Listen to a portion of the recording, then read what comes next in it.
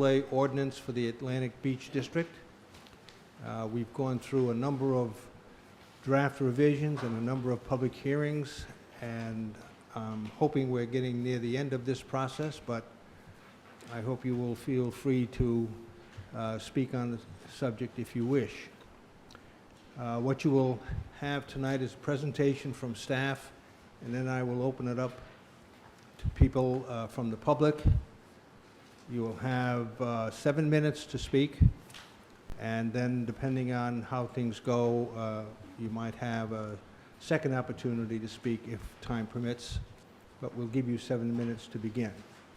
Before we get going, I would like to remind the members of the board and the public that a week from tonight, we will be receiving a presentation from Crossman Engineering on a full build-out study of Middletown and what its impacts will be on water and traffic.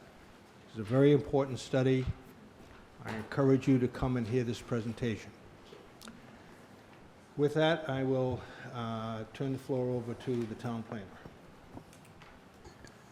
Thank you. So as the chairman mentioned, I'm going to go through a quick presentation myself, and Rita Lavoie, my assistant planner, will review the components of the ordinance as it's currently drafted. We'll go through the design guidelines document that was presented at the request of the planning board, which will assist developers and property owners with understanding what types of design the planning board and the town is looking for in future development. And then we'll, I guess, entertain questions from the board and the public, and then see where we go from here tonight. Ron, before you get started, Yep. I would just like to mention that the important documents for tonight are the draft ordinance dated 11/22/19, the draft design manual dated 12/31/2019, and the draft use table dated 9/6/2019. Right. So there were some copies out on the table as you came in of those documents. If there's still some left out there, you're certainly welcome to go and get a copy for yourself. If they're all gone, the documents are available online. Go to the planning department website, and there's a link there for public information, or you can call the planning department and we can get you copies of the draft documents. So in terms of tonight, I just referenced, we'll review the process that we've gone through to get to this point, talk a little bit about the background for why this overlay ordinance is being considered, review the draft documents. The planning board will comment and ask questions, and then we'll open it up to the public.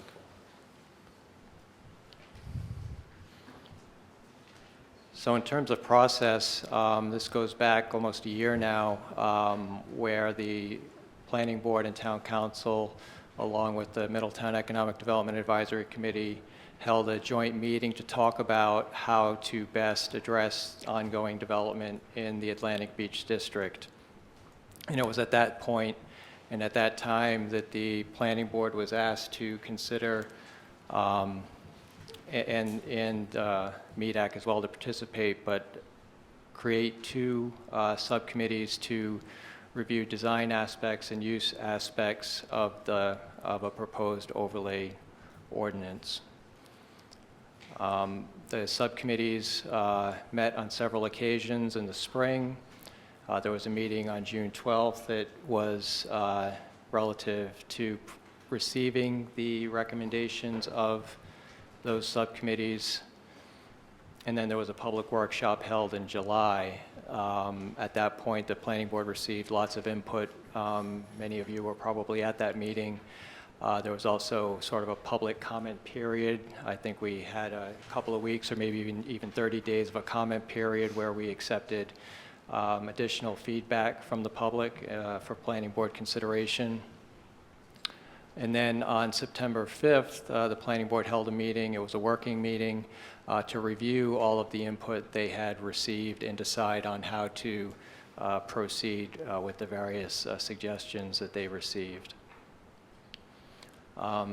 Following that, it was actually during that September 5th meeting, there was discussion of the desire to have a guideline type document, a design guidelines document that would assist folks in understanding the design that the town wants to see.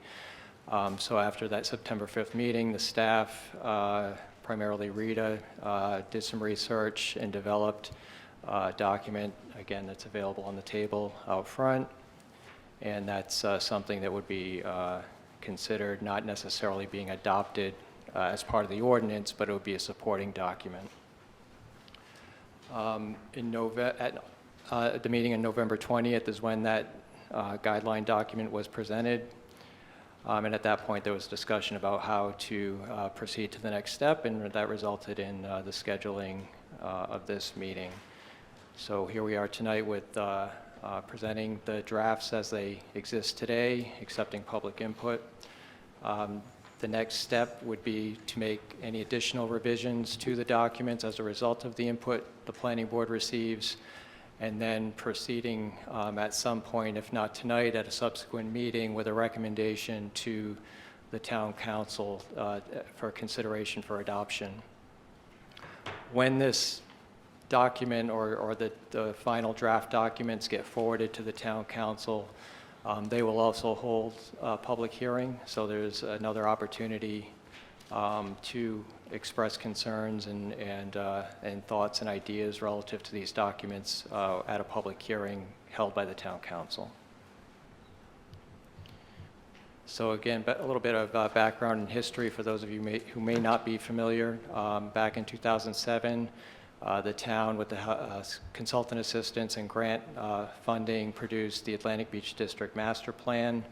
There are many recommendations and lots of guidance in that document that has been used over the years by the town as we've worked on this effort, as well as other projects within the area, including roadway improvements. And I know most of you are probably familiar with the Streetscapes project. It's an ongoing design effort, intersection work, and that sort of thing. So a lot of those ideas come out of that 2007 document. And that document is adopted by reference in the current Middletown Comprehensive Community Plan, which was adopted in 2014.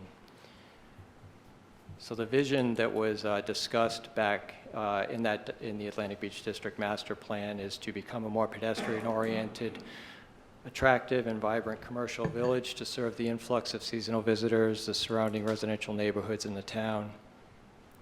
It's been suggested by some that this vision could be slightly modified to reference it as a mixed-use village rather than a commercial village, which makes sense to me. That's really what we're talking about. It's what it is today and what the town wants it to continue to be, a mixed-use village. So, there's a possibility that language in terms of the vision statement in the ordinance might be modified. But that's the statement that comes out of the 2007 plan. And the goals from that plan to promote pedestrian activity that will support local small businesses, capitalize on the proximity of the district to the beaches, hotels, and other attractions, and benefit the local residents in the tax base, and promote an appropriate mix of uses, buildings, and site design. And where this gets incorporated into the comprehensive plan, there's action items and policy statements, promote the development and enhancement of the mixed-use business districts in town, including the Atlantic Beach District, support economic growth and job creation in the local tourism and hospitality industry, and then a more specific action item, facilitate implementation of the recommendations of the Atlantic Beach District Master Plan. So the draft ordinance, again, we're looking at the draft that's dated November 22nd of last year. It addresses, the current draft addresses some revisions that were requested per discussion at previous meetings, and just highlighting a couple. In section 603 of the zoning code, there was a suggestion, a request by, I believe it came from the planning board actually, to reduce some of the setback requirements within the district, recognizing the size of some of those lots, particularly the rear setback, which is currently 50 feet, is seen as being difficult to work with if you're trying to develop a small piece of property in that area. So the proposal in the current draft is to reduce the rear setback to 20 feet and also reduce side setbacks to 10 feet. And also, the ordinance will require, or I guess I should say prohibit, front yard parking. So any parking on lots would be on the side yard or in the backyard for any new development. So by adding some flexibility to the setbacks, you facilitate the ability to move the building and the parking around to accomplish that goal. Again, since the previous draft, there was some changes to the sign regulations, proposed sign regulations, new definitions. And then in Article 30, which is actually the main text of the overlay district, there's some additional revisions. So that Article 30, again, hopefully you've got a draft in front of you. Section 3000 includes the purpose, authority, applicability, and it states the intentions and scope of the article.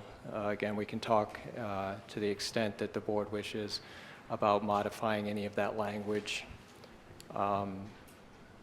3001, the uses, the use table, which is a separate document, but it's certainly tied directly to this section 3001, would add a column to the existing use table in the zoning ordinance specific to Atlantic Beach District, and identifies the uses that would be allowed either by right or by special use permit, and then of course any uses that would be prohibited. One specific item that I'll just mention because it's been a topic of discussion is how to treat hotels within the district, and there was quite a bit of discussion at the board with that issue.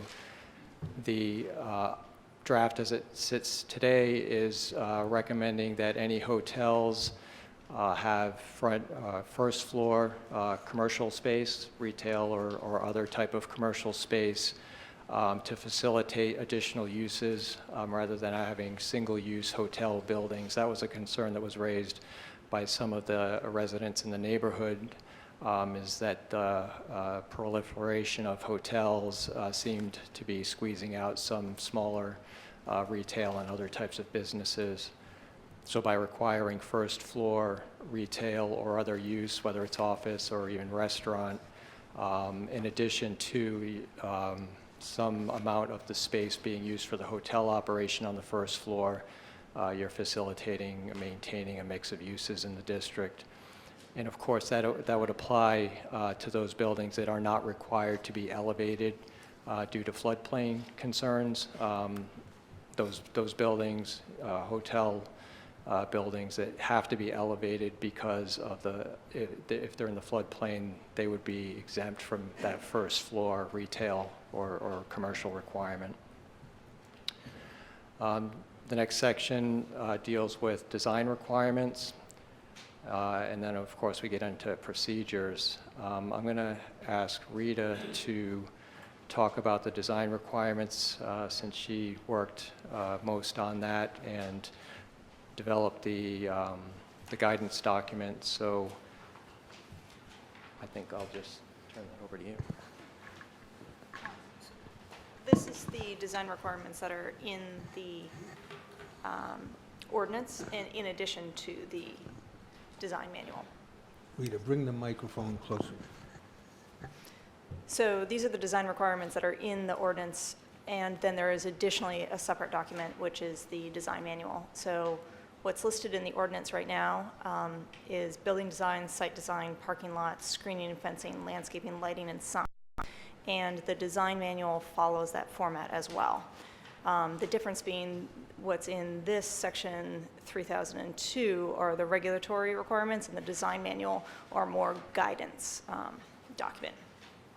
So for building design, In addition to meeting commercial design standards across town for any new commercial development, the Atlantic Beach District would also have these regulations to comply with.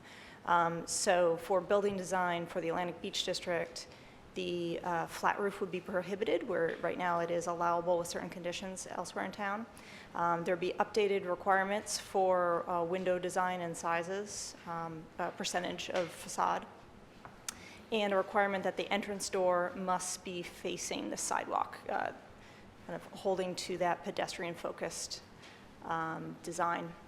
For site design, patio seating is encouraged and pedestrian connectivity in the site design, and then preservation of scenic views. For the parking lot requirements, parking in the front of the lot is prohibited. Bicycle racks are to be installed where appropriate. There is a allowable reduction in parking lot trees that are required for sites, and that's to preserve those views. And then street tree requirements are reviewed on a case-by-case basis, again, for the preservation of views. Under screening and fencing, the maximum fencing height is reduced for this district, and there are language about fencing design to help the fencing blend into the background as best as possible and to not obstruct those views. For landscaping, there's an addition that any landscaping must follow the recommendations from the Middletown Tree Commission, and there is a proposed reduction in buffering size requirements on the sides of the lot. Under lighting, there's an additional requirement that... That's in the width, right, not the height? Width, yes, correct. Under lighting, there's an additional requirement that lighting design is subject to planning board approval and must be dark sky compliant. And then finally, under signs, in addition to meeting all of our signage provisions in Article 12 that everyone in town must meet for any new development, there are additional requirements that signs must be made of natural materials, be pedestrian-oriented in nature. There are certain maximum illumination requirements. And the sign committee recommended some additional prohibited signs. So those are inflatables, internally illuminated words, pole signs, and brand-named window signs. And then also added some exempt signs, meaning that you do not need to seek additional permitting for. So A-frame signs, home occupation, menu box, and building tenant directory signs are added as exempt. And then the next document of the three is the design manual. So since this is the first time that this has been presented in a public workshop, this is a document that we're going to run through in its entirety. The purpose of this is to illustrate the desires for the district that are outside of the regulatory ordinance that I just reviewed. It was requested by the board at its September meeting to provide more guidance and imagery to developers and to provide a description of the architectural styles that are present in town right now, and for the board to consider what styles it would like to see in this district. So today is the first time that we're presenting it for public feedback. So this is the draft design manual. You've seen this quote before. This is the Atlantic Beach District vision to become a more pedestrian-oriented, attractive, vibrant commercial village to serve the influx of seasonal visitors, the surrounding residential neighborhoods in the town. The map here shows the Atlantic Beach District overlay boundary in relation to the pond, the beach, Middletown, and Newport. The contents, like I mentioned before, are directly related to what is in the ordinance draft. I will also note here that some of the language was discussed in our previous public meeting, that the Atlantic Beach District guidelines establish and maintain a uniform set of standards that promote the use of high-quality design consistent with the traditional architectural styles of Aquidneck Island and traditional New England seaside villages. And we've gone on to further define what that means slightly which is definitely up for discussion tonight. The Atlantic Beach District derives its character from the architectural styles of colonial, Georgian, Federal, Greek Revival, and Victorian structures. Consistency with these architectural styles in terms of building material, massing, and scale is strongly recommended. These are all architectural styles that are in Middletown according to the Middletown Historical Society, and so what the planning board would like to see in that district may vary from this, but it was put there as a starting place. For building design, we've provided some examples of what type of architectural styles we'd be looking for. And the language is broken into encouraging and discouraging different designs.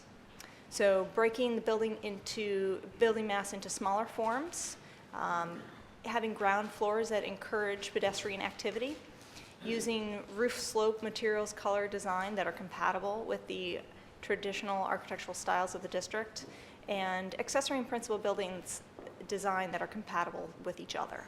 And then finally, greater transparency of the facade at ground level for that pedestrian interaction.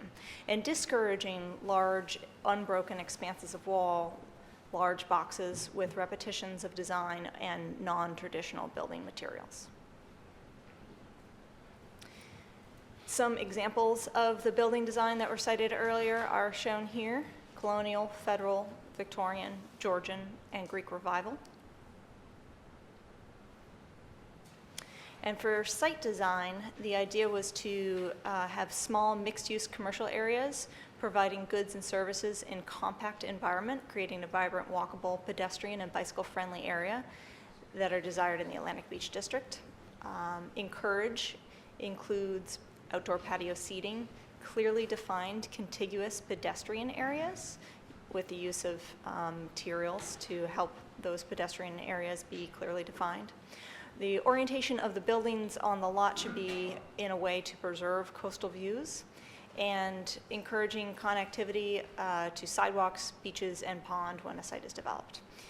Discouraging multiple curb cuts on a single lot, wide building setbacks, and inwardly focused or lacking connection to the public realm.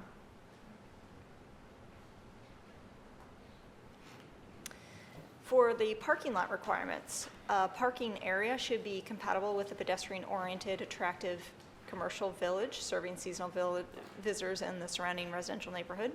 In order to accomplish that, we're stating that we should encourage electric vehicle charging stations, bicycle racks, the use of landscaping to soften parking lots, ride-share drop-off areas off of the public right-of-way, sidewalk materials maintained across driveway and parking lots to delineate that pedestrian area, and discouraging vehicle facilities located toward the front of the building. As you saw in the ordinance, it was already proposed as not being allowed, and pedestrians crossing driveways and parking lots in order to access the building, so providing pedestrian areas. And then finally, increasing the number of curb cuts would be discouraged.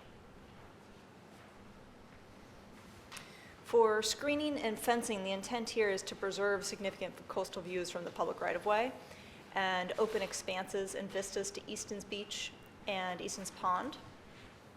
So in order to do that, we are encouraging low fencing that preserves vistas, screening between residential and commercial uses, vegetation rather than fencing to accomplish the screening requirements outlined in the ordinance, and the use of high-quality natural fencing materials. Discouraging any type of opaque screening along commercial use property lines, so that meaning commercial abutting a commercial, and screening that blocks views or divides the continuity of the streetscape.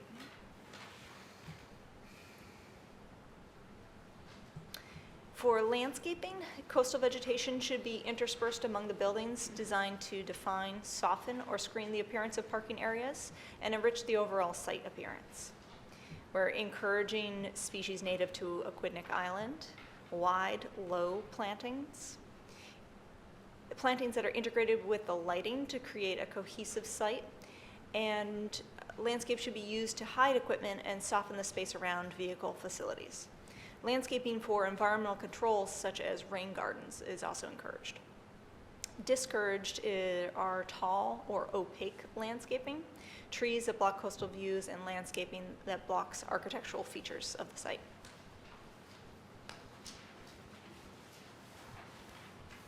And finally, for signage, signage should be used to enhance the commercial experience while being compatible with the architectural styles of the district and made of high-quality materials. Include pedestrian scale, size, and location of signs, carved relief painted signs using natural materials, color and design in keeping with the district, and creativity in sign design. Compatible with architectural style of the building as well is important for signage. For discourage, any type of standalone sign that is not integrated into the building is discouraged. Inconsistency with the district, internally lit plastic or molded signs, and large signage designed for automobile visibility.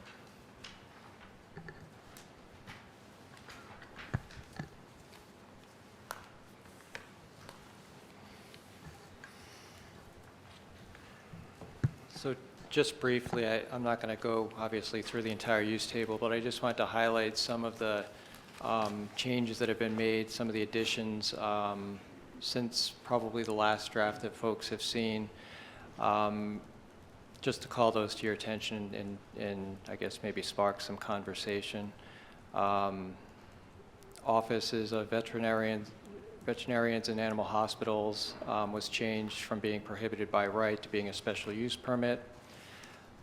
There's a new use, and this is on page 6 of the use table, handicraft, custom manufacturing, or small scale crafts of artisan-oriented production of goods. Again, it's a new use. The use was changed from being prohibited by right to being a special use permit, but that's something that wasn't even permitted under the current use table. Wind turbines were in an earlier draft proposed to be allowed by special use permit, and that was changed to being a prohibited use. I'll just maybe highlight a few more for those of you that have a copy of the use table draft. So again, this is on page 6, handicraft and custom manufacturing or small scale craft or artisan oriented production, that was added. Also on page 6, there's a new use that we're calling brewery distillery with retail sales and or tasting room, and the idea there is to allow a small scale brewery that's also retail operation. So certainly not an industrial type of operation, but something that would cater to folks visiting the district.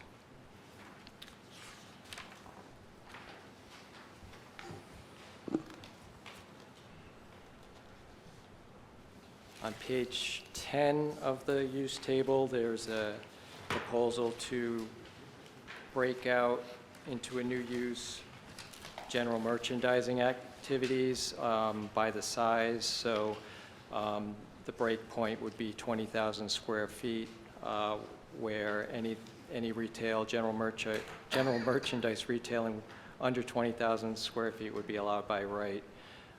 Larger retail operations would be required to get a special use permit.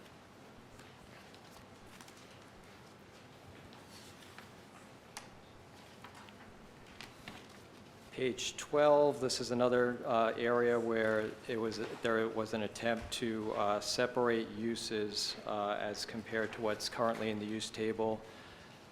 Right now in the use table, there's something called laundry or dry cleaners, pickup only, no plant or self-serve laundromat as a single use. The proposal is to break that out into a couple of different uses, one being laundry with dry cleaners, pickup only, laundry, dry cleaner with a plant, meaning they're actually doing the cleaning, and then the third one would be a self-service laundromat. So the dry cleaning pickup service would be allowed by right, as would a laundromat, but a dry cleaning plant would not be permitted.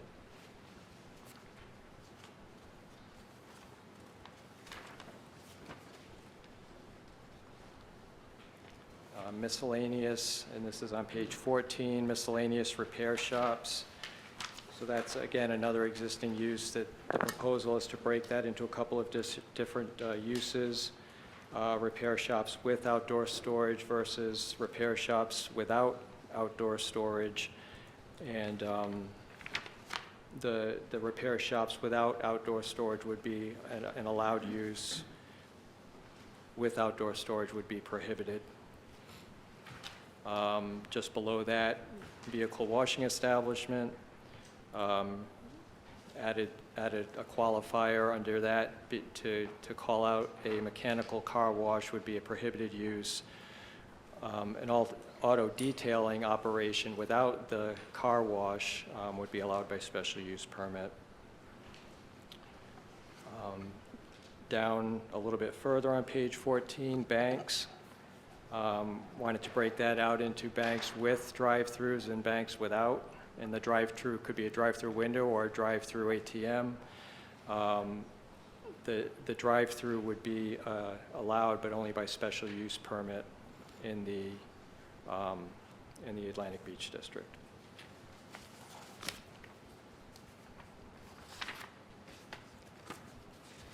And just one other area I wanted to point out on page 16 regarding billiard and pool parlors. We broke that out from bowling alleys, so it'll be separate uses, bowling alley as one use, as a prohibited use, as a primary use, and then billiard and pool parlors would be allowed by special use permit. And the same was done with the exercise center. We worked that into two separate uses, one with court games and one without. With court games would be prohibited, without court games would be an allowed use, and that would be more of a small gym with exercise equipment. So that's just some examples of changes made or proposed changes to the use table within that district. I guess I'd just also mention that when the subcommittee was going through the use table, the focus was to look at the limited business district as a starting point, because this area is a limited business zoning district, with the proposal to overlay on top of that modified regulation. So you'll see that if you go through this, there's a lot of similarity between the columns for limited business uses and the Atlantic Beach District. And then the subcommittee focused on those areas and those uses that seem to make sense to have some difference in what's allowed within the Atlantic Beach District versus other limited business districts within the town. So that's sort of the procedure that was gone through by the subcommittee. So with that, that's, again, a brief summary of the documents that are being considered for tonight, and I'll turn it back to the board. Thank you, Ron, Rita. I want to point out, Ron, in his presentation, mentioned that the planning board put a lot of effort in, but I would also like to note that so did the staff, and it's much appreciated. So at this point, I would like to open it up to the public. Is there anyone who would like to speak on this topic? Keep in mind, this is a public workshop. It's not a formal public hearing. I would ask that you identify yourself and speak into the microphone. Yeah, sure. Morris Hirsch. Basically, I want to make sure that it's a very tight area, so obviously people want to have as much use of the space as possible, consistent with safety. But I want to make sure there is always adequate clearance for rescue vehicles, fire trucks, and basically when it's crowded in the summertime. I mean, in the winter you can go through there and it's no problem at all, but in the summer it's another story. I want to make sure we don't want to have things so close to each other that when you need somebody to get there because there's a problem, you want room for them and their equipment to get in. So that's it. Thank you. Thank you. I think they will be reviewing all plans as they usually do. Would anyone else like to speak? Please.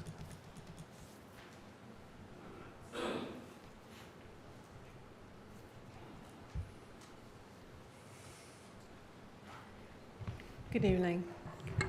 Judith Rosenthal, 99 Shore Drive.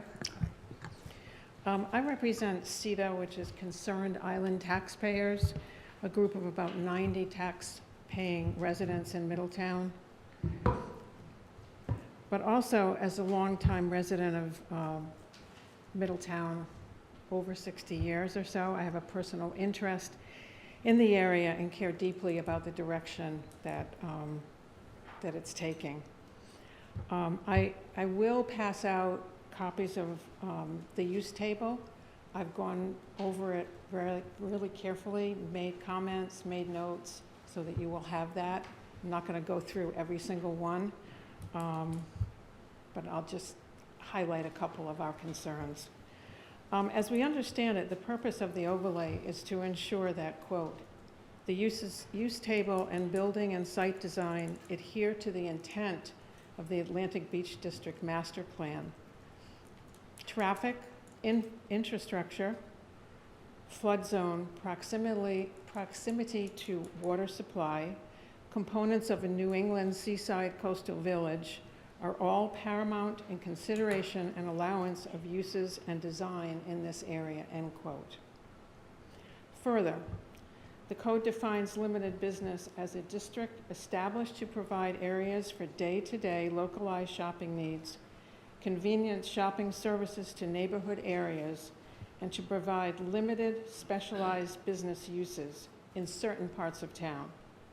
Within the limited business district, mixed-use development projects are also allowed as an option to provide for village-style development of a mix of uses, including multifamily residential, small-scale retail, office, and public uses, while preserving open space and to limit commercial sprawl.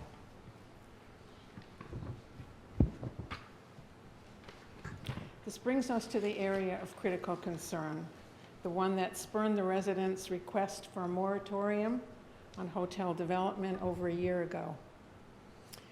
In the uses table on page 2, residential conventional development, motels and hotels in this limited business district are allowed by special use permit. In 2007, hotels and motels were 16.1 of the Atlantic Beach District area businesses, with 220 rooms. By 2019, hotels and motels increased to 360 rooms, 35.48% of the area businesses. With 3 hotels scheduled to be built and already in the zoning process, the total number of rooms is 406. That, in a 12-year period, that's an increase of 84.5%. That's in contradiction to the purposes of the overlay, which was proposed in lieu of a moratorium a year ago, as I said. The trend of increased hotel and motel building is what initiated this request by the residents. Leaving this use as is by special use permit contradicts the purposes of the zoning overlay. As the Atlantic Beach District Master Plan clearly states on page 18, land uses, quote, no more hotels are needed, end quote. If hotels and motels remain to be allowed by special use permit in the uses table, the area will not support the Atlantic Beach District Master Plan. Further, increased traffic and congestion in an area which is difficult to get in and out of now, and also even worse during the tourist season, will not only be a detriment, it'll be a detriment to existing local businesses. It'll be difficult to get in and out of, and people will go elsewhere. So a solution might be to put a cap on the number of hotel rooms that can be added to an already excessive number. Also, if you examine the requirements for issuance of a special use permit as defined in section 902 of chapter 152 of the code, it's apparent that the zoning requirements have not always been met. The residents have voiced their concerns over the past 2 years. They're on record, so I feel no need to detail them here. I think you've all heard them. The town's job is to listen to the public's view of what's best for the area. It is critical that this overlay satisfies the goals and intentions of the Middletown Comprehensive Plan, the Limited Business Definition, and the Atlantic Beach District Master Plan, both now and for the future. We respectfully request that in the uses table, under conventional residential development, hotels and motels by special use permit be changed to no. There are several other uses in the table that either do not belong in a flood zone or do not follow the vision of the Atlantic Beach District Master Plan. They are noted in the uses table, which I will give to you with comments I provided, namely family daycare, community residence, senior independent living facilities, library and museums, rest, retirement, convalescent or nursing homes, residential care, and assisted living facilities. Do I have much more time? I have a minute. Okay. Sorry, Whoops. just keep Sorry. speaking. I just have a couple of comments. Finish your comments, go ahead. Okay. I have a couple of comments on the design guide. First of all, I'd like to thank the staff, Rita, for a really great job and working on that, and to listening to the comments on architectural style, electric vehicle charging stations, ride-share drop-off areas, and fencing. We appreciate that. I just have a couple of comments. On the first page, and I think that was mentioned earlier, I think it makes sense to add mixed use to vibrant commercial and mixed use village. The other thing that kind of bothers us a little bit is you use the terms strongly encouraged or not encouraged. That kind of leaves it rather open-ended and, to the definition of what that means, the word encouraged. You might think about using the terms required or not allowed instead. Okay. And lastly, in the uses, in the ordinance,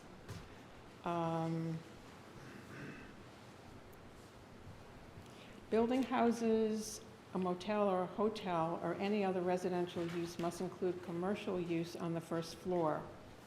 In the uses table, new residential single-family and multifamily houses are not allowed. Should this then be deleted in that language? Under building design, it said that there was no mention of hurricane-strength windows. We're in a flood zone. We get strong winds, get hurricanes. So that might be something that could be looked into.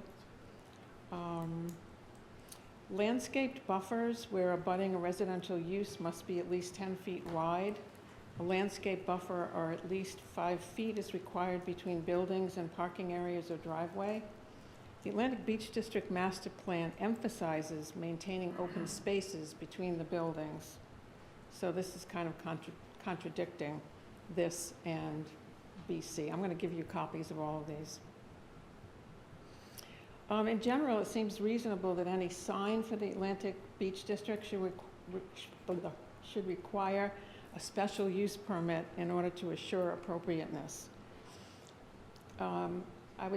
We would suggest that you use these sign guidelines as a good starting point, but not that they should not be construed by right.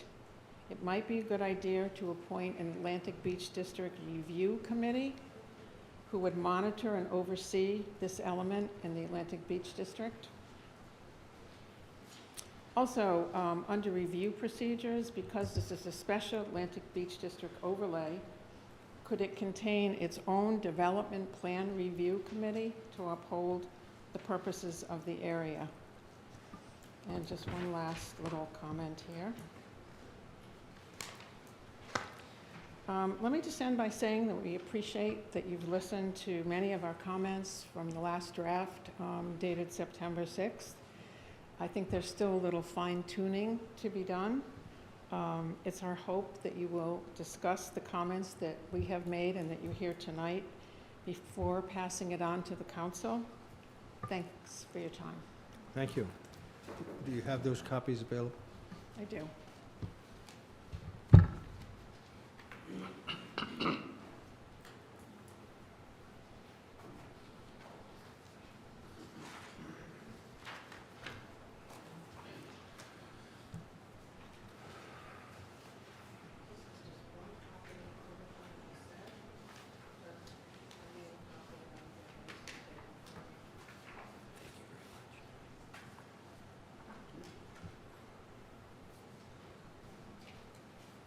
Thank you.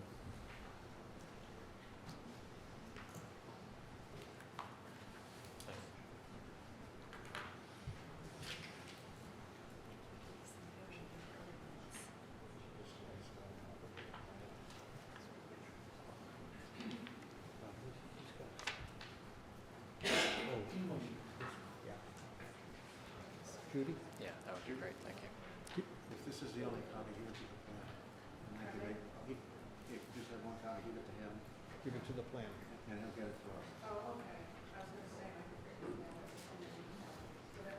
Sorry. Thanks. This is your pen. Judith? Is there anyone else who would like to speak this evening?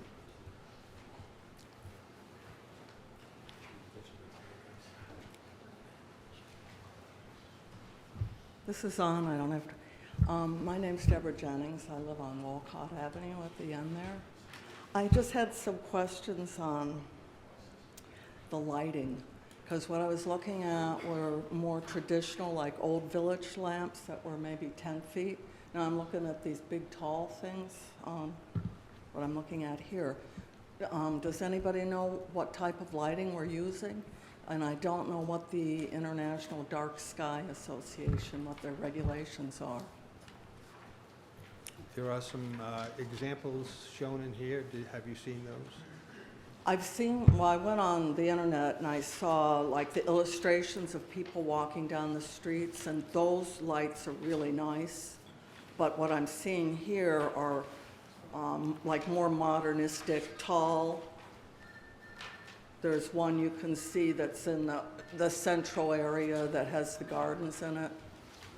And then you can't really tell how big it is, but in the background there's one. I just want to know really if these are going to be LED lights.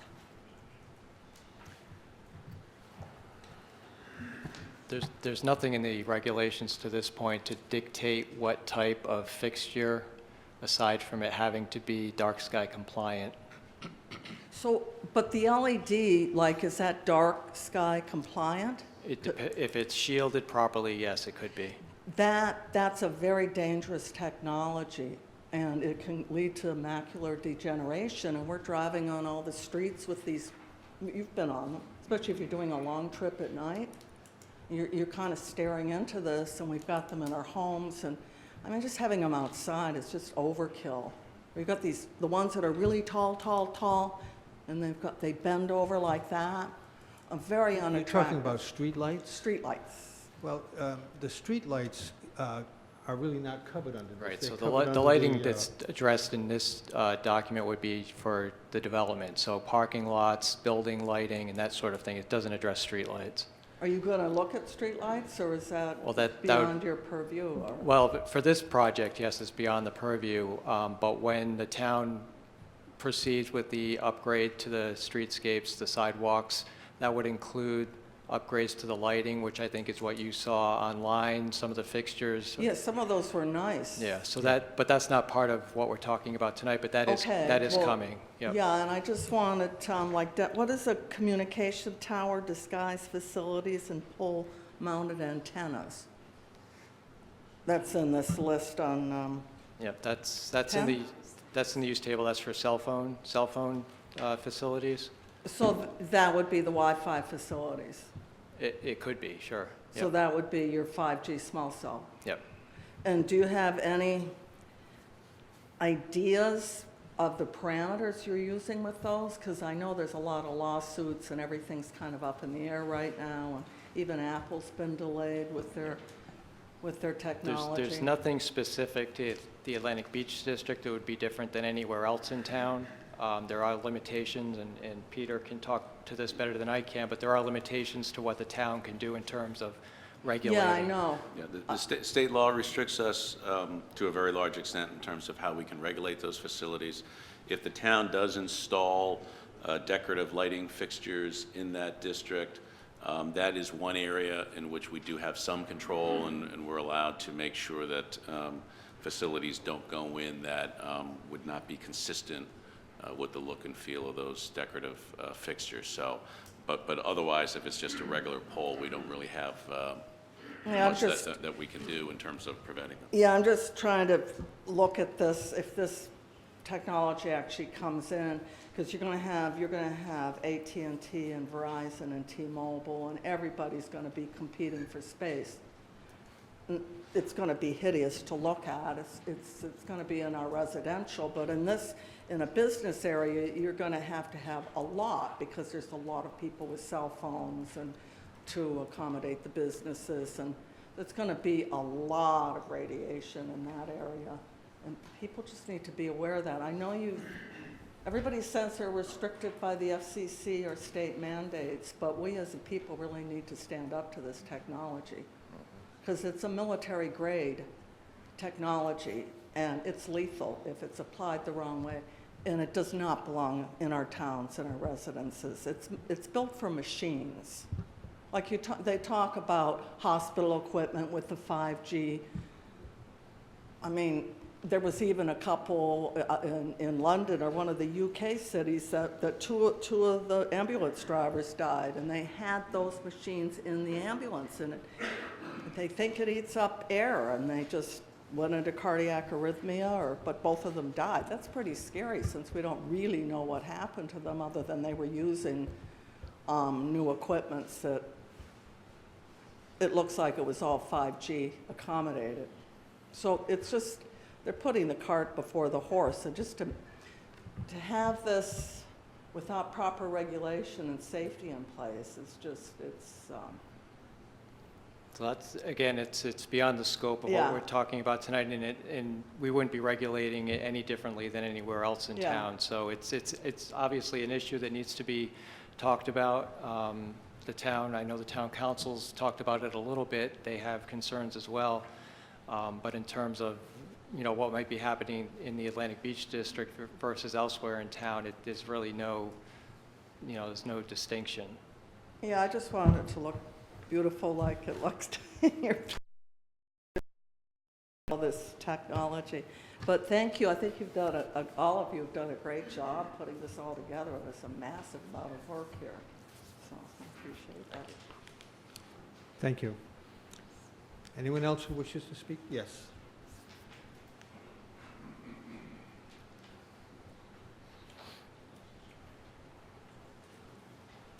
Hi, good evening, board. My name's Scott Kermel. I'm from me and my wife own Diego's Barrio Cantina, and we're members of an LLC that owns the building next to it as well, the old catering kitchen and our old bodega. So yeah, we've been looking this over too. It obviously, the plans to redevelop Akutnik Avenue were a big part of why we decided to invest a ton of money in that area, and a big driving force behind our businesses, and also getting investors who are excited about the plans. So we're really hoping that the street plans, which I know aren't really what we're dealing with tonight, go through.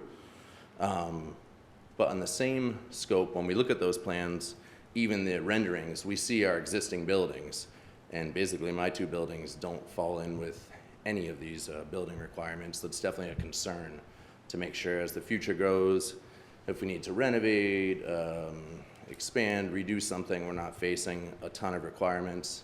Sounds like right now, I'm assuming we're grandfathered in with anything existing. So I get that no one's gonna come knocking at the door, but resale value, if we're now really limiting our resale pool, if things don't work out and in 10 years it's time to retire and we need to resell, those two buildings obviously will be really impacted by the restrictions made by this. One thing we looked at, basically this, it sounds like the requirements here want to create like a Nantucket Main Street. And that's really not what the street is at all, and not really many buildings at all fall into it. So that was one of our main concerns that jumps out at us. We really liked the vibrant, different kind of vibes of the different buildings there, and think it has a different vibe overall. It's a beachfront area. You know, we obviously operate businesses down on Bowen's Wharf, and even since we've come in there 10 years ago, the strictest wharf on all wooden signs, they've let that all go, and we've been able to do some really cool things and bring a new, different crowd down to that area.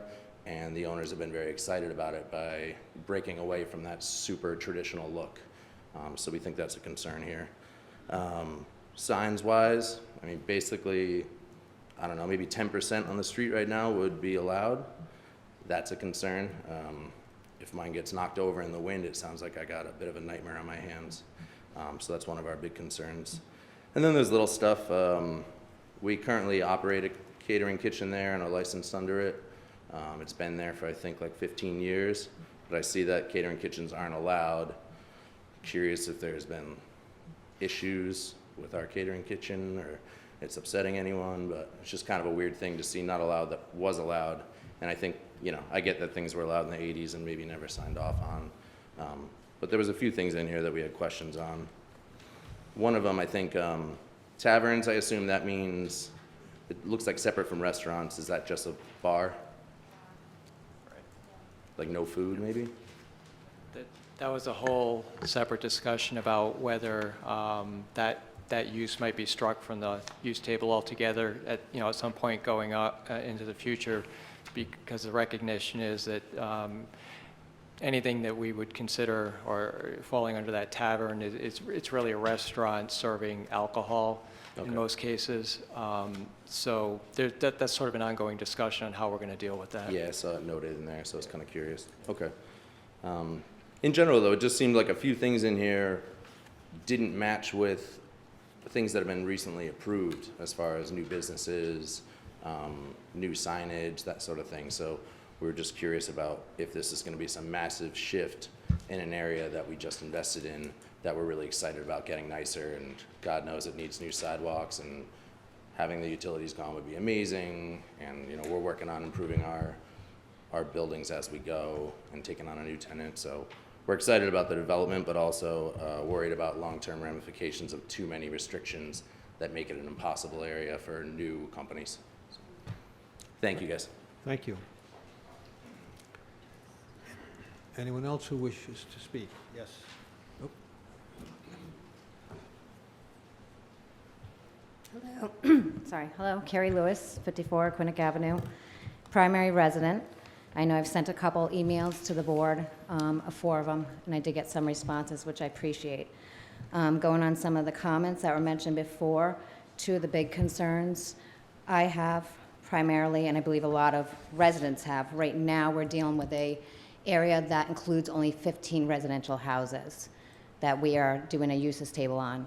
So we started with no more hotels is what we wanted, and we came up with a 27-page report that a lot of us have combed through and are trying to understand how it's going to impact specifically a primary household.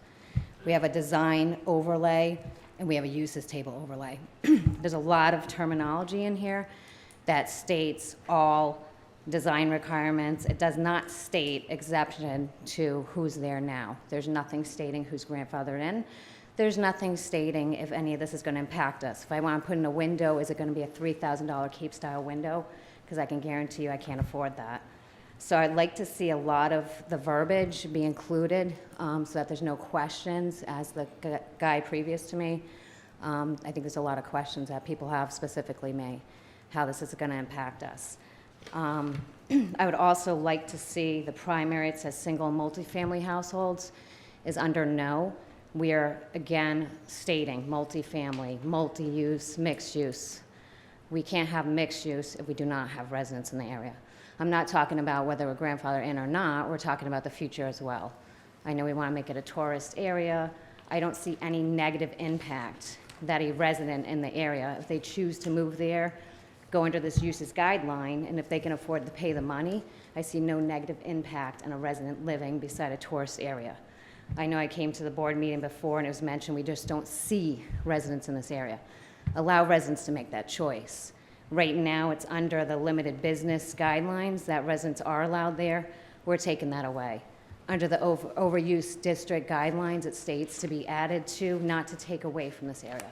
This overdraft is meant not to take away. So a 27-page report of whether I can have a swine in my backyard or whether we can have a house in the area, it's two different things. So definitely highly suggesting, and I can read to you as well, just an example of verbiage that we could include to clear up questions. One would be all development, except for existing single-family and two-family dwelling. Also, again, design requirements does not specify who it caters to.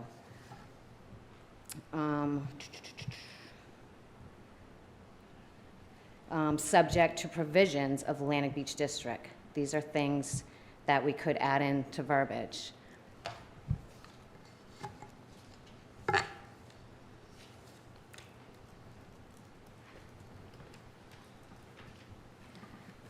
Again, zoning code, I can give you the chapter, the section, I'm sure you guys know it. Sorry. Under 27A04, it also states minimum gross leasable floor area, again, to residential use. Section 501 code is an overlay district. And again, a district zoning ordinance that's superimposed on more and more districts. And special requirements.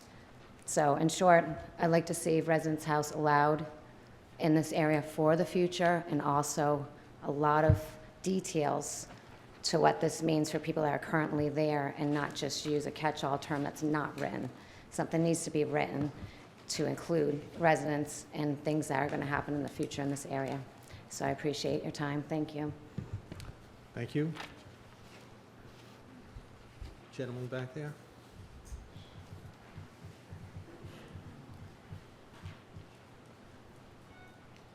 Good evening, Board. My name is Justin Piquera. I'm 124 Quidnick Avenue, the brewery that's leased and been special use approved there. I just wanted to say thank you. When we were approaching investors, part of our excitement when we looked into this area and that specific building was it was a lot more diverse and had a different feel to a lot of the other buildings that you'll see in some of the shopping malls and things in the area. We were pretty excited about Middletown as a location and supporting the local community and building a identity based off of that. Having that building be a little bit different, it also didn't come into the guidelines of what we're seeing in some of these design recommendations. So to reiterate Mr. Kermel's concerns, I also have those concerns as well. Being a building that doesn't really fall in under those guidelines, and also since there are a bunch of buildings in that area that don't quite meet those standards, just some concern there as far as any changes we might make or growth we would make, what kind of requirements were going to be pushed on us going further. Because right now we're pretty happy with what we could work with in that building, what we've leased, and the agreements we've come to the landlord. Also, with the signage, we also had some concern, mostly because in a brewery and building an identity, you want to set yourself aside and you want to be able to take some strides in what kind of things you could do with the marketing and signage that promotes that brewery. So there's some concerns there that there would be some kind of requirement that would limit, how you could stand out as an individual company and really define who you are in the area. Again, reiterating the architectural design recommendations, the building doesn't fall into those recommendations, so how does that affect the building that we've leased going further? And what kind of enforcements would be made for any kind of changes or growth we would have in the future. We really like the area. We like everything about what we've seen so far, just some concerns there as far as what kind of ideas would really develop into what that area would be enforced to look like and how uniform it would be, where we plan to be an individual company that really pushes the idea of who we are and what we're doing as a beer manufacturer. What is your business again, please? It's the brewery that was approved at 124 Quidnick Avenue. Thank you very much. Thank you for your comments.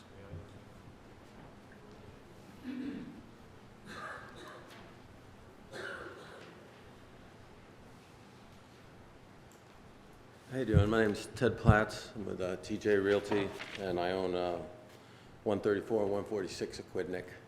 I really just intended to come here and listen. It's the first town meeting I've attended. And generally speaking, I like the concept of investing in this part of town and the development plans in a general sense that I've heard before. I do have some concerns regarding the particulars. As I look at the architecture you're advocating or encouraging, one of the things I like about this area of town, and I've owned a property there for quite some time, is that it feels like a neighborhood. The architecture is quite distinct and different and diverse. And it seems like we're moving away from this sort of traditional neighborhood feel that is what naturally sprung up here, and we're trying to create almost a boutique with consistent, styles of architecture and landscaping that, and we can definitely beautify that area of town, don't get me wrong, but I would just say to, be careful about what you're instituting, because you have a great neighborhood there that needs some dressing up and certainly can stand some improvement. But I don't want to lose the neighborhood and create a boutique. And I think we are in danger of at least contemplating that. And that concerns me. This is my first town council meeting, and it's a very familiar process. I've got about 2 decades of experience working with the New England Council, sitting on various advisory boards for a process that's really struggled, a public process that runs very much like this. So I'm kind of at home, even though this is my first meeting. And I guess my concern, or one of my watchwords, would be that you need to be careful of the law of unintended consequences.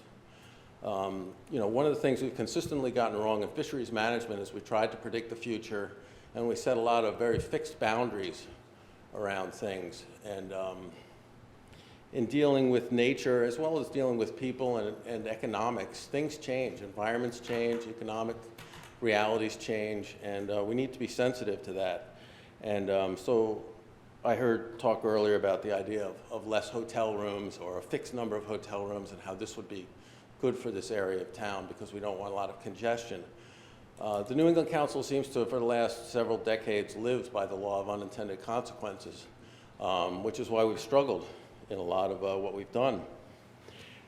My first thought as a guy who's got a degree in economic theory is, well, if you have a fixed number of hotel rooms in this area of town, and people want to come to this area in town and want to enjoy the beaches, they're going to get a hotel room further away, and they're going to drive into this section of town, and so instead of reducing congestion, you're actually creating it.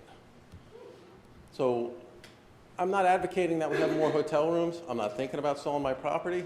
I'm just saying I've been involved in this process in a different way, and I've seen these kind of things happen where you create laws with all the best of intentions, and 5 and 10 years later you realize, holy cow, that didn't work out the way we anticipated or we had hoped. And so I would just encourage you to be really careful about that and to think about the economics, because markets are very powerful things, and they will respond to the stimuli you put out there, and the response may not be what you intend. And so you need to think about how people are going to respond to a given regulation or fixed barrier, because markets will respond to them inevitably, and you need to anticipate and think about those responses. Try and preserve your options and not cut off opportunities. I think that's the job of a good regulator. That's when we've done the best in fisheries management, is when we've preserved options and not eliminated options that we may need in the future. So I would just encourage you to think of things within those parameters, and as you consider your options here. And otherwise, I've been very happy there for 20 plus years as a property owner. I think I have a lot of happy tenants, and I hope we make this area live up to its potential. And it has a lot of potential, and I'm pleased with the general direction, and we'll work on the particulars. Thank you. Thank you very much. Other comments, sir? Patrick DiGregorio, 67 Newport Ave. Had a question regarding the uses and in particular, the provision where a hotel or motel will have to have commercial space on the first level unless the level needs to be raised to comply with floodplain requirements. Do we know what percentage of that area is now at the floodplain or below it? I don't have the map with me. I'd say roughly the land and the lots on the west side of Aquidneck Avenue, those are primarily all in the floodplain, and again, there's some exceptions, but most of the properties on the east side of Aquidneck Avenue are not in the floodplain. That's just roughly. So there's a good amount of properties that already would need to raise their floor in a redevelopment Yeah, scenario. so you've seen, the hotels that are there today, or that were built in the, say, last 10 years, those have had to be elevated, those that are on the west side of Aquidneck Avenue. So that's what we're talking about. Okay, so by operation of this, the west side has no first floor commercial space? Right. Okay. They would be exempt from that requirement to have first floor The whole west commercial. side? Yeah. Okay. And then, on the other side, so I've been in situations where, in order to comply, we had to pour a 2-inch topping slab, and we were in compliance. Is there some kind of threshold of pain they have to go through to meet that requirement, or? Well, maybe we'd have to be more specific in the regulation. The thought was if they have to elevate to the extent that you're basically losing your first floor due to having to put the building up on stilts, you're not Right. going to have retail on that Right. on that elevated first floor. If you're having to maybe, like you said, raise raise the pad up a few inches, my thought is that wouldn't apply. So. Okay, because I think this operates that it would the way Yeah. it's No, written. that's a good point. We can look at the language. Yep. That was all. Thank you. Thank you. Jay? Mr. Chairman, members of the board, Jay Lynch from the law firm of Moore, Bergadamo and Lynch. I'm here on behalf of several commercial property owners in this district. Just a couple general comments about the proposed ordinance changes. First of all, my clients are concerned about the additional design requirements that are going to be imposed. These additional design requirements, of course, cost more money. It costs more money to develop the property. It's going to decrease the value of their property. So they're concerned with those additional design requirements. The existing ordinances that you have deal very well with the development review and design standards that the planning board deals with on a regular basis now. They don't see any need to change those restrictions and make them more burdensome for this particular district. The second is also dealing with the uses. These proposed changes are restricting the uses that are permitted by right and or by special exception in this district, primarily the limited business district. My clients don't see any need to make those what we have existing uses any more restrictive than what we have now. Particularly residential type uses which are permitted by special use permit and are going to be reviewed by the zoning board of review. My clients and I don't see any need to prohibit those uses going forward. We've got a very good mechanism in place for the zoning board to review these proposals. There's no reason that you should pull the rug out from underneath the zoning board and make these uses prohibited. So my clients are all in favor of sprucing up the area. They want to see this neighborhood improved, but they don't want to be burdened by additional development costs going forward and having the uses that are permitted being constrained. So thank you very much. Thank you. Let's hear from the public. Anyone else from the public? Mr. Bagwell.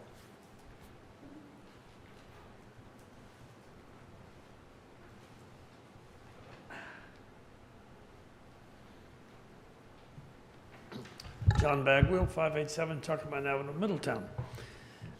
First of all, I want to, I'm going to make a couple of comments, but they're not meant to be nitpicking because I really can appreciate the amount of time and thought and energy you put in to developing this document, which I think on balance will add value to the area by focusing on uses that will detract from the value. And I think that's, you had a guidance, was the Atlantic Beach District Master Plan, the comprehensive plan, And it calls for a design and changes which will be compatible with a New England seaside village. And that will be, I mean, right now it isn't. It's a mixed bag. And I think the goal is, as there are changes, you have in mind the kind of changes you want to, quote, encourage. My question is, the use of the words encourage and discourage. And I kind of pick up on what Judith said. If you really believe it's important, so the question is, which of the items that you feel are so important that you want to set in place a process to ensure that the outcome matches what you want to encourage? And you've done this with respect to fencing. You didn't say we encourage, you know, this kind of color or that kind of color. You've been very specific, so I can't go back and say what I would look at, but I would take a look at some of the areas where you've said encourage and discourage, that's all.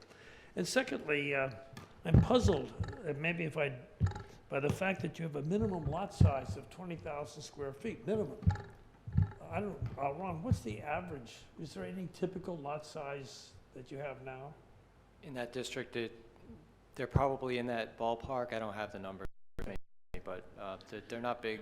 Most of them are not big properties. Yeah. So you're probably in that ballpark. I guess the question is, if somebody wanted to combine a number of properties and create a 40,000 or a 50,000 square foot and put in a shopping center, I guess my question is, you know, once you go beyond the 20,000 square feet, I mean, you have you've used a special use permit table, and I think perhaps there might be some thought given to use a special use permit on other areas where you feel strongly, for example, on lot size. Maybe if 20,000 feet is kind of your target, perhaps you're not saying you can't have a 40,000 square, but it's going to depend. What's the builder have in mind? Maybe it's all an open area. I mean, it's not. So that's where you would, I think, have some greater use of the special use permit. And the other, I remember one of the earlier documents, you spoke about footprint, 5,000 to 10,000 square feet.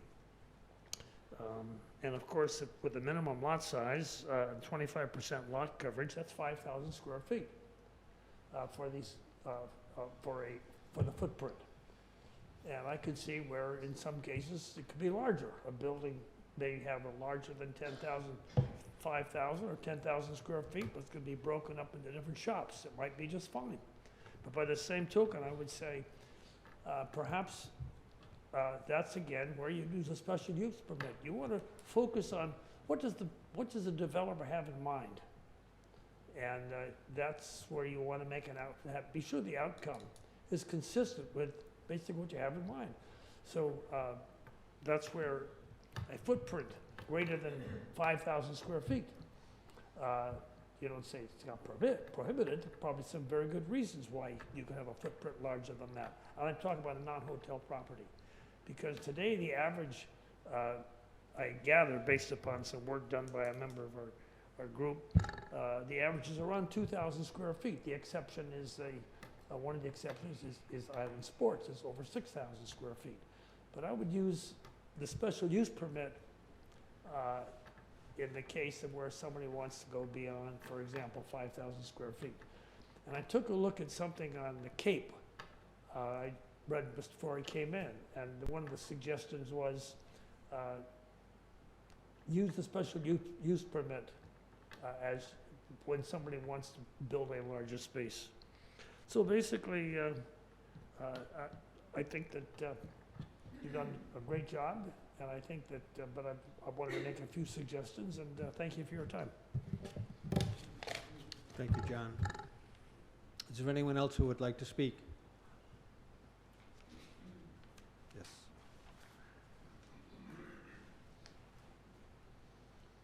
My name is Carl DiGregorio. I'm at 67 Newport Avenue. Mr. Chairman, I don't know if this is the right forum, but I have a question. The businesses, whatever projects that would be authorized to come into the overlay zone, whether it be a house, a hotel, a small store, Is there a mandated number of parking spots for the square footage or type of business, all things included? There are parking requirements that are included in the, There are none in here. Is that a zoning? Yeah, in the underlying zoning district, in a limited business district, there is, or based on the use, there's a minimum number of parking spaces that are required depending on the use. So that's elsewhere in the zoning ordinance. That's why it doesn't need to be addressed here. Okay. May I ask you if, when a special permit is given, if the parking lots are also negotiable? Well, typically, when you've got development in an area of town, in this particular area of town where lots are constrained, you'll often see a use coming in, perhaps requiring a special use permit, but also possibly needing a variance, which would be getting relief from requirements, whether it's setbacks or parking requirements. So you may see an applicant come into the zoning board looking for relief, both for the special use permit to allow the use that they're talking about, but then also variance relief if they're seeking relief from parking requirements, setback requirements, and those sorts of things. So that can happen. But generally speaking, depending on the project, square footage, et cetera, the parking lots are mandated. Yes. Okay, thank you. Yeah. thank you. Anyone else who wishes to speak?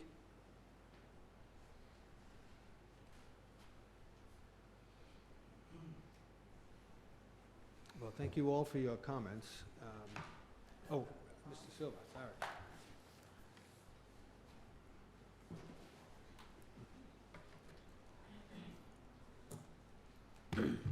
Good evening, Mr. Chairman, members of the board. Robert Silva, 8 Circle Drive, Middletown, Rhode Island.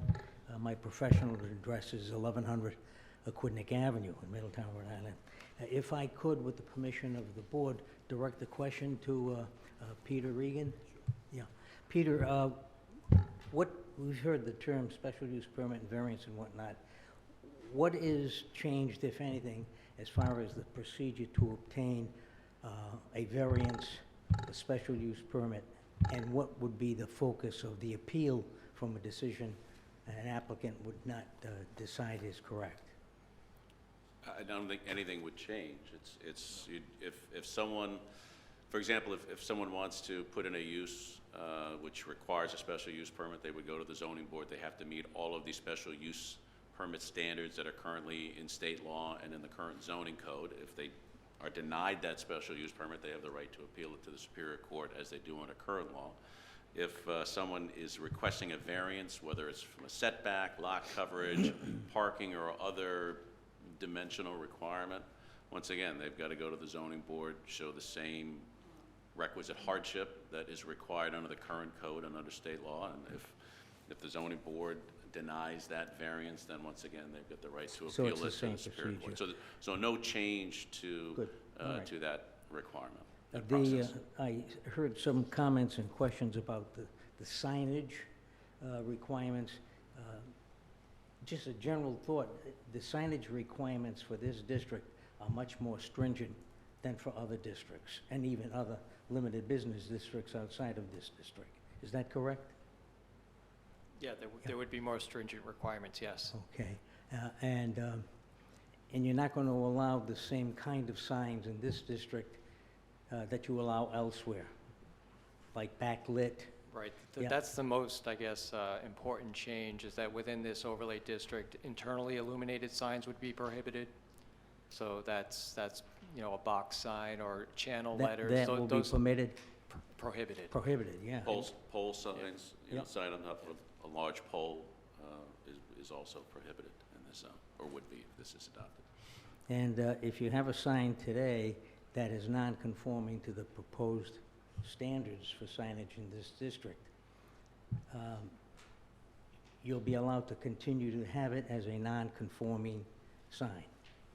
Well, there's actually in the draft a sunset provision on signs, and I don't know if you remember off the top of your head. Yeah, after 5 years, you got to take them down. I think it's 5 years Yeah. that you'd have to. Well, I would. That's open for discussion, obviously, but that was Yeah. something that was put into the draft. I would share my thought about that. That's That's a pretty severe penalty for somebody who has a sign, been operating business for years, and all of a sudden, just because it's a little bit larger than what's going to be permitted, in 5 years you're going to take it down. I think it's almost a confiscation of property. And it might be an unintended consequence by trying to upgrade the signage that you create nonconformity issues to people who are there.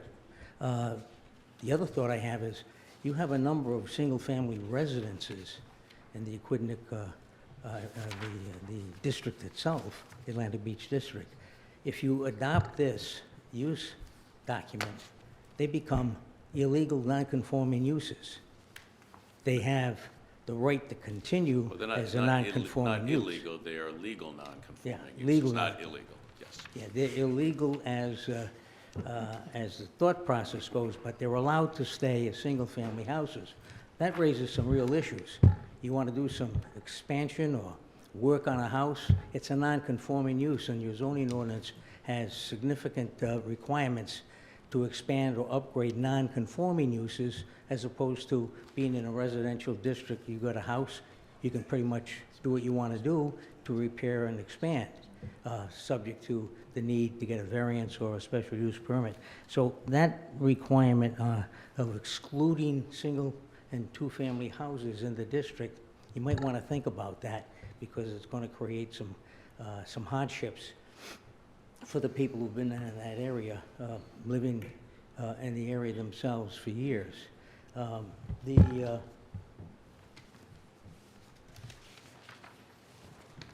work that's being done is prodigious, and you guys deserve, and gals, deserve a lot of credit for putting in the time. This is not easy to write ordinances, and there's always a problem, and the devil is in the detail. So I don't know. I took a look at this today, and I looked at the ones that we had before.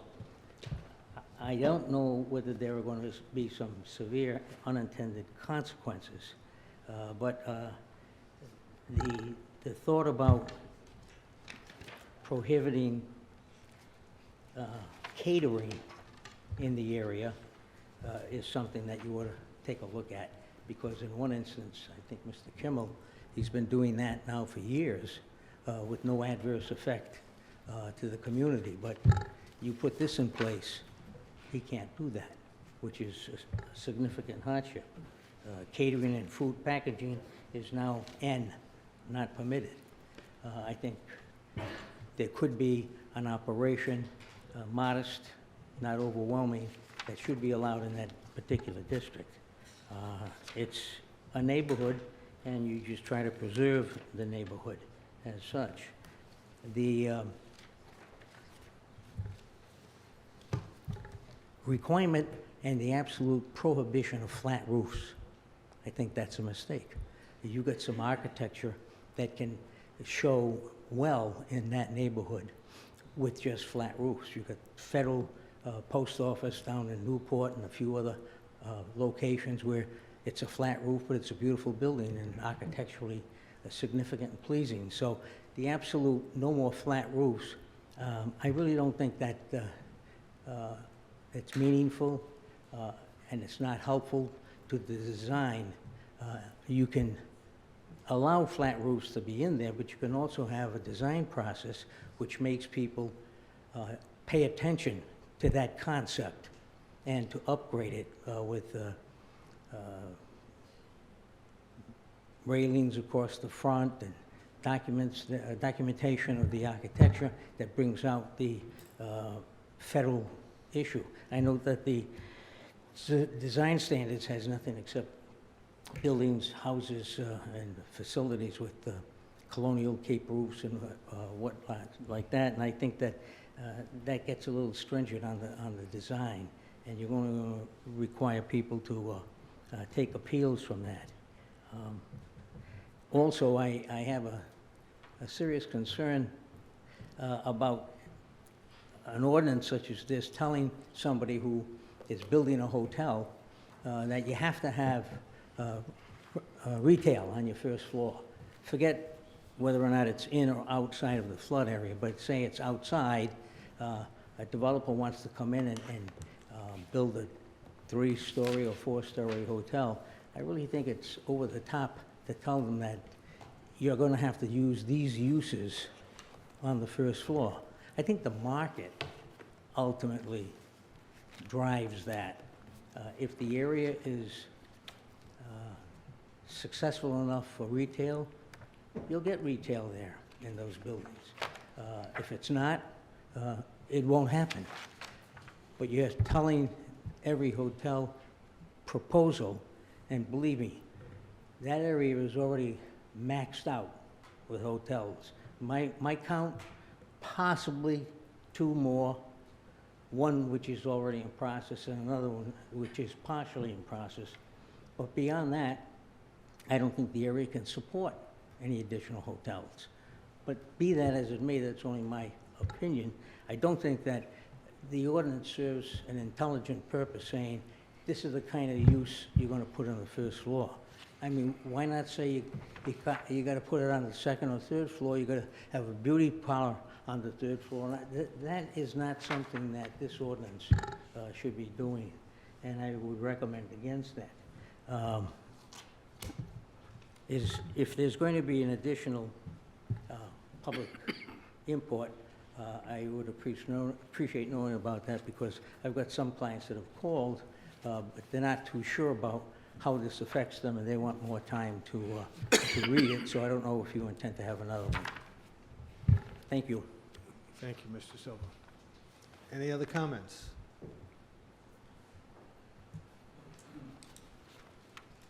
David Rushlow, Ellery Avenue, Middletown. The only question I have is with the mechanicals under the ground, like I brought up before, gas lines, storage, that nature. What I'm just curious about is that as we look into the future and we say, okay, we know that we've got 2 hotels. Take for Wave Avenue, for an example.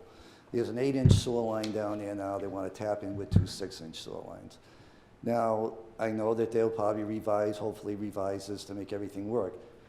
If we look down the line and say, what is the projection? Do we go like, say, 5 years down the line and say, okay, this is what we figure that we got to have for the growth? Because with the 2 new hotels going in, and possibly a 3rd one going in, I'm just curious. I don't know myself. I'm just saying, with everything that's underground there now, how far do we go along? Do we say 5 years up the line, and then do you say at that point then, saying, oh, now we have a saturation point where we either going to have to revise what we have under the ground now, or no more can go in because it affects the whole town? That's what I'm saying. How much of an impact? How far does it go down the line? Well, this work in terms of the zoning doesn't really discuss the utility impacts. That's something that's handled separately through the town's capital improvement planning program. So through the budget process, and if you're involved in the upcoming months with the budget process, there's a whole discussion on the capital improvement program, and within that, the Public Works Department will project what improvements for sewers, for example, if they project that there's need for expanding sewer lines or increasing the size of existing sewer mains, that would show up in their capital planning program, which is a 5-year program looking into the future for what utilities are needed. So that's not something that gets considered as we're drafting zoning, but it's something that the town's utility, the sewer utility, and in the case of water, it would be Newport Water. They also have their own capital improvement planning process predicting what improvements need to be made to the system for development that is anticipated to come down the line. So it's not something that's directly considered as part of a zoning exercise, but it's handled separately through these other projects and planning efforts. Yeah, because that's always just want to, how far the impact would be extended, so we know what's happening. Okay, thank you very much. Thank you. Other comments?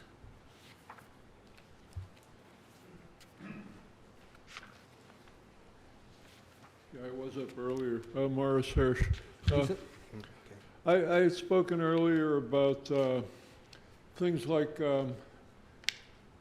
you know, making sure emergency vehicles had adequate access. And this last person who spoke about utilities, it's kind of the same, more on that same subject. Basically, as you add capacity, bringing more people here, you need more of a lot of things. You need more police, you need more fire, you need more water coming in, you need more water going out and sewer pipes. Basically, if you have more people, you need more of everything that all of those people have to have. And basically, we're getting kind of stretched out on that. I mean, we have issues with staffing for the various organizations, fire and police. We have going to have issues with the water and other utilities, and you don't want to wait until it's upon you and then have to think about what to do about it. You know, you have to think about it first. Thank you. That's it. Thank you. Is there anyone else who would like to comment?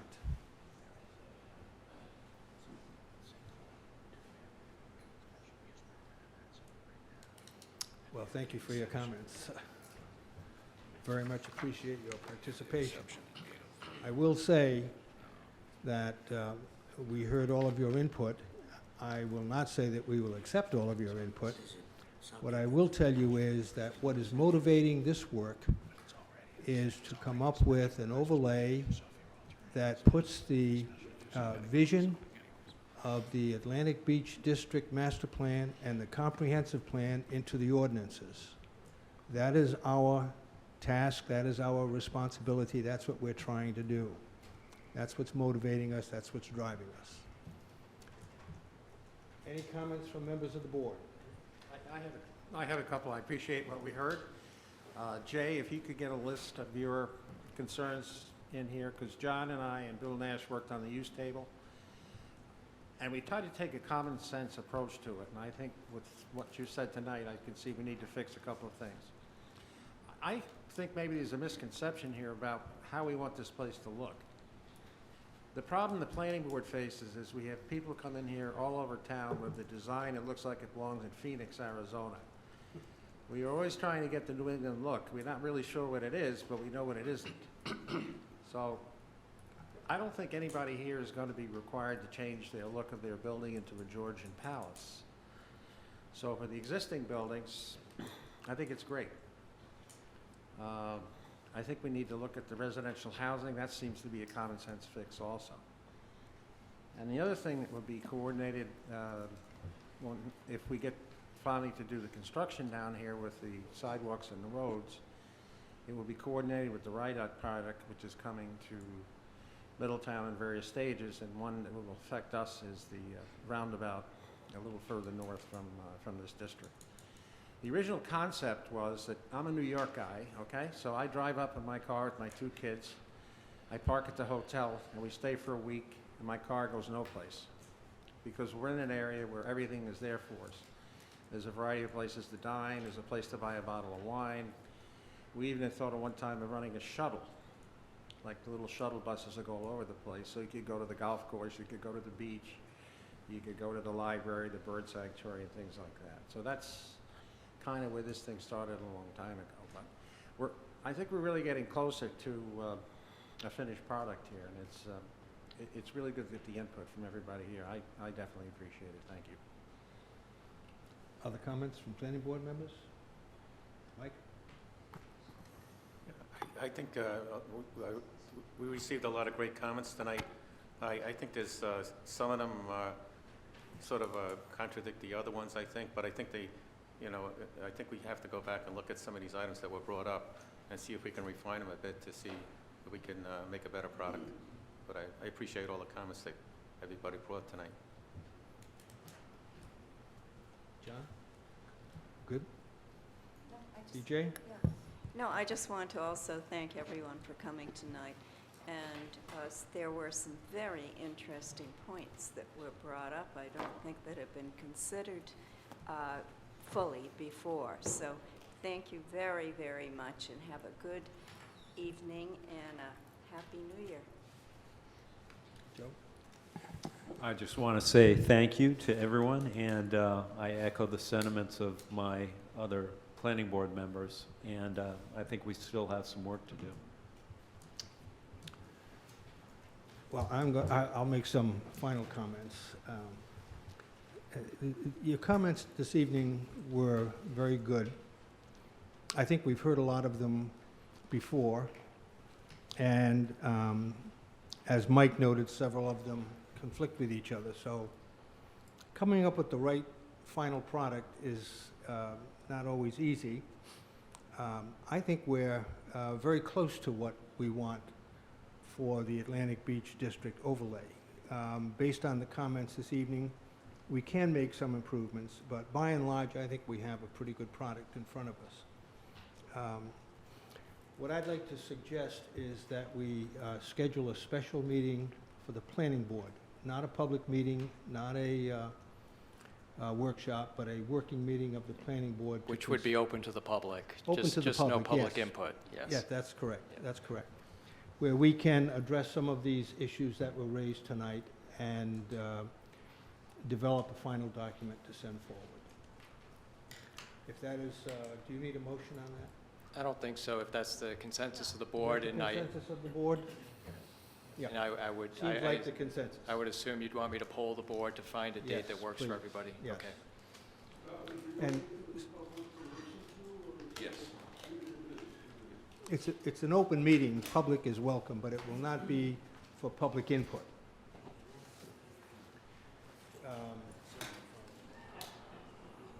Do it as quickly as we can. Sure. We got to get this to the town council. Any other comments? Any other comments? May I have a motion to adjourn the meeting? Motion made. Second. Motion's made and seconded to adjourn the meeting. Any discussion? All those in favor say aye. Aye. Opposed, nay. Meeting is adjourned.